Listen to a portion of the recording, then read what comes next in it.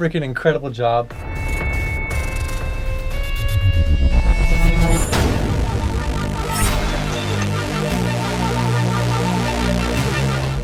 Alright, so stashed some old monitors in here that I found on the street. We can use them as like circuits and kind of intricacies that we can put on his head. Voila.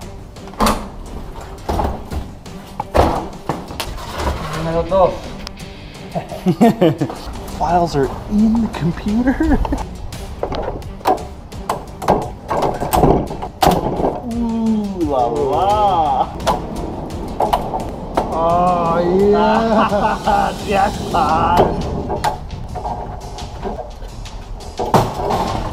Look at it! Oh, look at this! So here we are doing one of our final shots for the whole movie. We have this really rad setup when the paint dribbles down the brain of the robot. And we have this duct tape to a box inside of our bathtub. And I'll take it over to Chet and show you the whole setup. Okay, so now what we're doing over here is the camera is on a vertical slider that's going to slide through this plexiglass here as the paint dribbles down. But that's not it. We have these foam blocks here, and we have double sparklers on each side. I light them at the same time. It's just me and Chet, so I light them at the same time. I give him one, I have one. We both stick them in the foam at the same time, and then I pour the paint, and then he does all the camera work. It's quite the setup. Let's do it.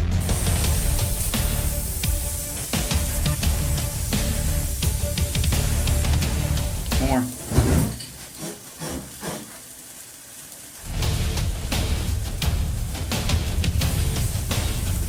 Down the middle.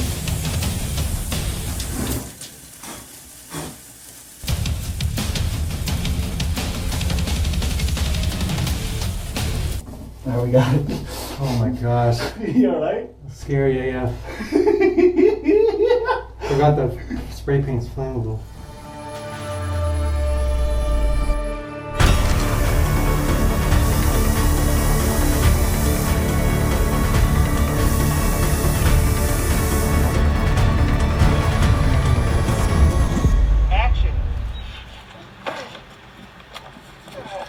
Ooh, baby! Ooh, baby boy! All right, here we go. First session of editing, and I still have bruises all over my body from stunt work, so here goes nothing.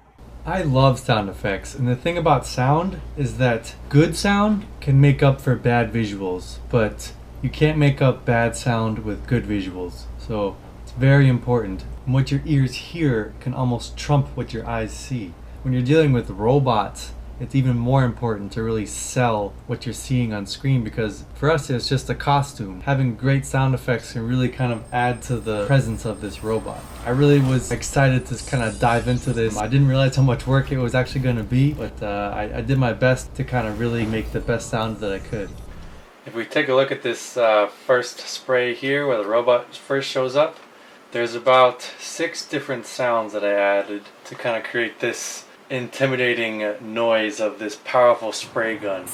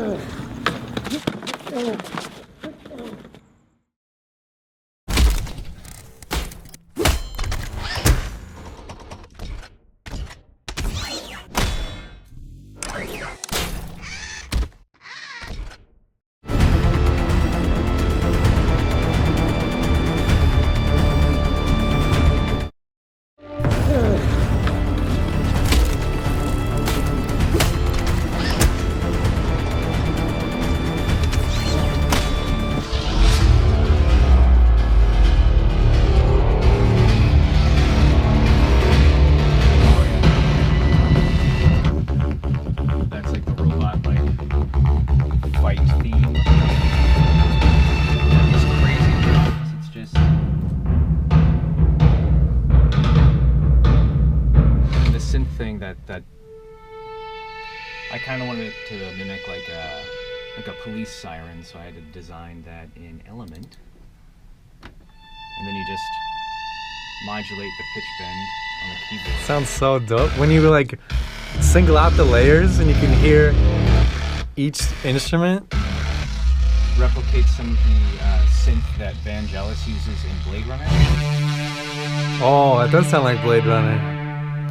There's the Kiptoe theme coming up on guitar.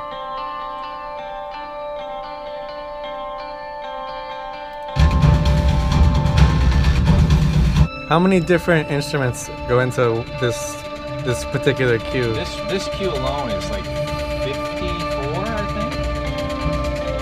For the entire score, I couldn't even keep track. Yeah. Probably 80. Break down this fight sequence for me here. Kiptoe guitar, of course. Just kind of getting the fight ready. Kind of Mortal Kombat style almost. And then once it kicks in, we've got a lot going on with percussion. We've got the sticks that I was trying to emulate, like your paint cans. I got some hi-hats going on just to kind of keep the rhythm going. And then other rhythmic things that keep it going, along with our drums.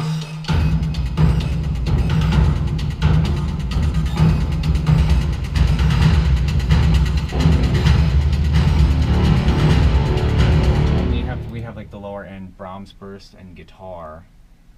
That's what that deep stuff that Hans Zimmer made popular recently, like it just kind of brings like the whole like fight. Oh. And then there's that siren for the robot. Oh yeah. And of course the big kick is what stops the. I love that. It's like a little. Whoa. So with this, you can plug like a different sort of you can put like a pre-whoosh in there.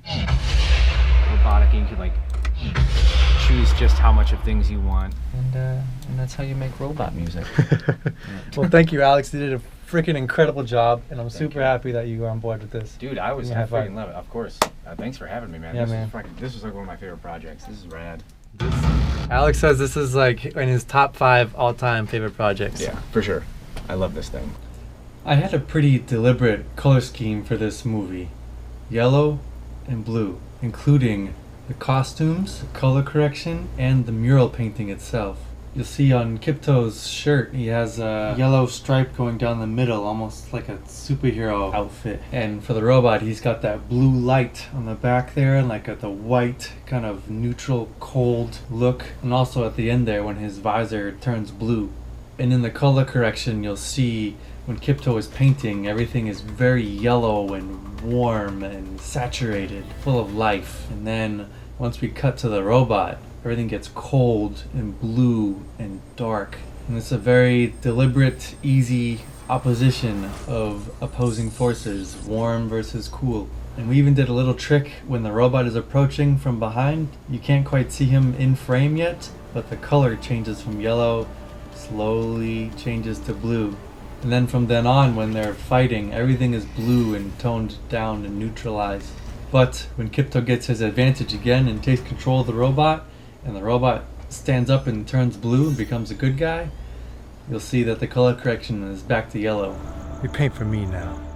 And when the two are painting together, you'll only see Kiptoe painting the yellow parts, and you'll only see the robot painting the blue parts. And even in the final piece, there's that combination in the center of the owl, the yellow owl, and you'll see the blue mask from the robot in the chest of the owl as kind of like a nod to their final camaraderie and piece that they created together. And you'll see I even used this color palette in the titles, in the graphics, in the posters, everything. Even in the end credits sequence.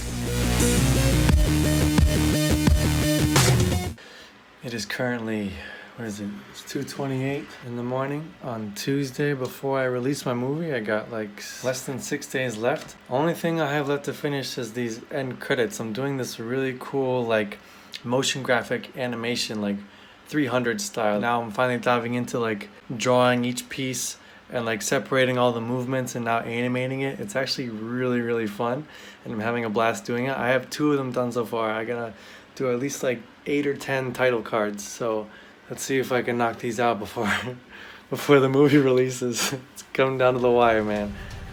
Just in silhouette style, and then I have like 1 highlight color. All these layers here. They have robot arm gun, which is that layer, and I have Kiptoe pole, which is this layer, and then you bring it into Final Cut and you can animate it like that. And so each piece has a little bit of an animation to it, and then the paint comes out like that. Like I said, I got a bunch more to do, but I'm really happy with it, so let's keep going.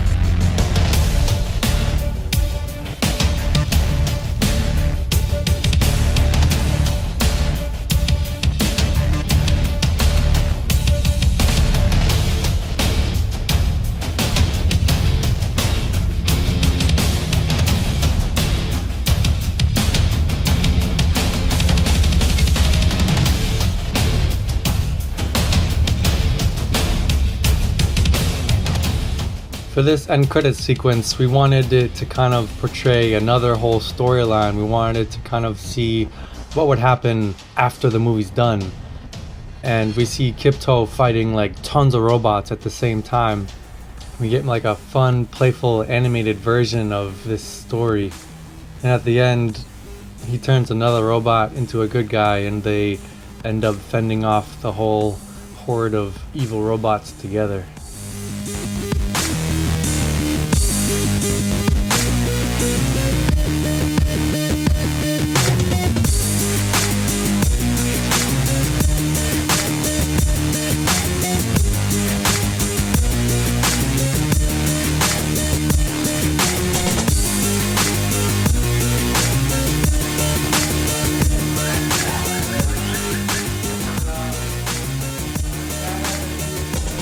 Chet and I have been working on this for almost a year, and it's been a real passion project of ours. I've always wanted to like turn my artwork and my filmmaking passions into one. I really appreciate everyone here to be able to come and see it live. This is really incredible. It's been a wacky, fun, experimental movie. It's pretty much the world's first street art action movie, I gotta say. I've never seen anything like this before, so enjoy while you can. You know, this is your first time, it's my first time. Everybody enjoy it, and let's just have a good time.